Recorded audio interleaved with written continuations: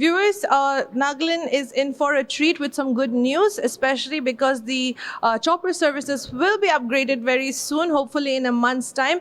As today, the company that is here to put an additional chopper service. Right now, we have 2 choppers that is going around the districts, in all districts, and there's another additional chopper that will be added for the benefit of the public. Now, the company Pawan was here as well. And then off camera, they did inform Nagaland News Network that the additional chopper service will be flying in the existing routes, but also in the new additional route, which will be added. Now, we questioned also that how will they do this with an additional route? That means we will have more heliports in the state. Now, the OSD Abeb Izung informed us, starting with 5 districts, will be having heliports as well, so that connectivity will be easier for all the people of Nagaland. Let's have a listen at what Abeb Izung had to say.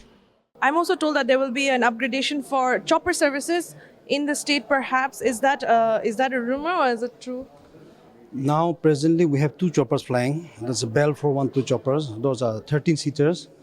And it's being operated by the Tumbi Aviation Private Limited under the MHA subsidies. Because, see, to operate a chopper is very expensive. So when you go to the market to hire one of these choppers, in the market is, per hour is around 4 lakhs. So we are able to fly it because we are getting subsidies from the 75% subsidy from the Ministry of Home Affairs and 25% from the state government. So actually what people are paying the tickets and all, it's almost free. But the service being provided. So now those choppers are being flown to most of the districts. But unless you have passengers from both the sectors, both the sides, we cannot claim the subsidy. So in some districts, the demand is so much, but in some districts, people are not flying. They're not taking this service. So how is the airport authority or the Dimapur, the transport, sustaining this chopper services then? No, actually chopper service now, ABC aviation is not a lucrative business anymore. Unless you have subsidy, unless you have government support, it's not possible. But today, this Pawan team, we are also here. Okay. That is also one of the vision for our Chief Minister, because when he met the Civil Aviation Minister last time, we had given a proposal to build heliports in all the districts. Because what we have now are helipads. And the difference between helipad and heliport is, like in helipads, you cannot have scheduled helicopter service.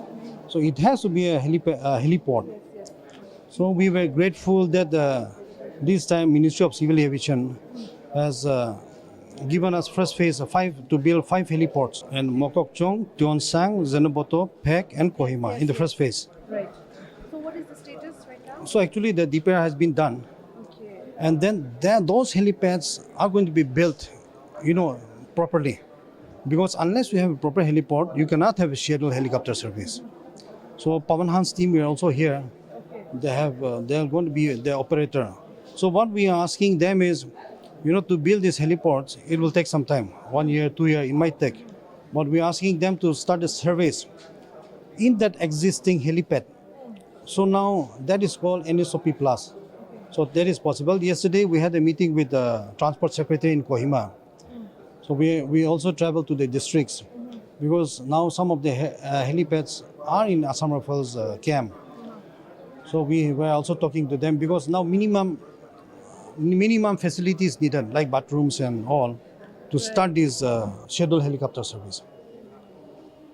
And what about the price for it? I mean, would it be feasible for our local people to actually afford? Yeah, under this UDAN scheme, UDAN 5.1, this Ministry of Civil Aviation is funding it 90% funding, and state government will pay 10%. That's why we can afford. Otherwise, no way we can afford a helicopter. Yeah, no way. Also tell us about the company that has come, Pawan as initiated by the Chief Minister also, that additional chopper as mentioned earlier. Now, can you tell us a little bit about that? Yes, under this UDAN scheme, state government had forwarded for all the districts of Nagaland, for all the districts. So this time they could pick only five districts in the first phase. That is, I have told you that Kohima, Zenoboto, Pek, Mokokchung, and Tuan Sang. So Pawan Han's team are also here. So we have traveled around those places to see. Then what we are asking them is, heliport's construction will take some time. So in that existing helipad that we have now, to start the service. So hopefully they are saying, maybe a month, within a month we can start. This helicopter will come under a scheduled route, where ticketing can be done, people can purchase online and all. Because the one present flying is flying under NSOP. So non-scheduled operators license. So we cannot have a kind of online ticketing for that. Since we need passengers from both ends to claim the subsidy. Do we have enough in our districts operators to make sure that the passengers who wants to fly and take the services of the chopper services, do we have enough local people in that district or in that area to make sure that the tickets are made available easily, or they can contact and all? Because I've heard that quite a few the public has faced issues in regarding to get tickets for choppers.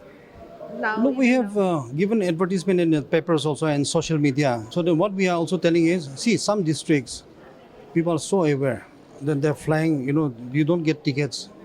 But some districts, so nobody's flying. So on those sectors, so the chopper is not flying at present because, you can't claim the subsidy. So, but hopefully, people should start using the service. The numbers are there in all the districts. They're representative there. Even NSC staffs are also there. alright. So you can assure the public that this numbers will be available to made freely. Of course, we can get it online as well, and that the local operators or the employees will be available also, right, sir? Yes. And under this aviation, we see a bright future also. The Chief Minister is also putting all his heart to connect all the districts. So when these new heliports are built, then we can have scheduled helicopter service. And also we are also planning, that we should also go to build small airstrips later on to connect Nagaland. Because see, I used to fight with people. I used to tell that 150 kilometers in the city and 150 kilometer in Nagaland is totally different. There, 150 kilometers they can cover it within 1.5 hours. Right. But here, 150 kilometers to go to Tuan Sang, night super, people are telling it takes around 12-13 hours. So people are really suffering. But then compared to Those people who comes. So this time though we went by chopper, because we have this district service. But last time though we took them by car, so that they should also know how people are suffering. right, but then regardless of the time difference, there's also the money, the price. Not many people will be able to afford. I mean, right now we're looking at from here to Mokokchung is 2,000 plus rupees for a passenger. So are we looking at even the pricing? Is there any chance that these things would be subsidized as well? No, actually, The rate? actually that price that you just quoted, passenger quote, actually it's free. Because see, people are paying, government is paying so much. That is just a nominal fee that is being charged. Otherwise, if you really want to, calculate in business term, people will, if there was no subsidy, one ticket will be costing more than around 25,000. Yes. Right. Yes, for those routes. I've also traveled to districts to see the places where the new heliports are going to build. Because what is happening in Nagaland is, see, people think that heliport should be up there in the top of the hill. People think that it's more convenient. But the higher the helipad is, the lower the passenger capacity is there.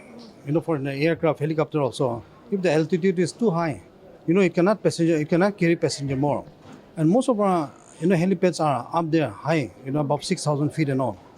So this time also, even PEC, we went. So, and because see, these developments that are coming, we also want to make sure that these developments are built in the right place, by the right procedures. So we have also, like PEC and all, department also had land up in the hill, but we have now looked for a new land. And that land belongs to the 5th NEP. Okay. So it's down below 3,000 feet. So when you build a heliport, around 2,000, 3,000 feet, you can carry more passengers. Because that same helicopter that carries 4 passengers in that 7,000 feet can carry 8 passengers if it's down there 3,000 feet. So we must make, I used to tell the engineers that you should know this. when building heliports. Because we are not going to be here forever, but engineers, young engineers will be there, so they should know that the heliports, when you build the heliports, don't look for the higher places. Yeah.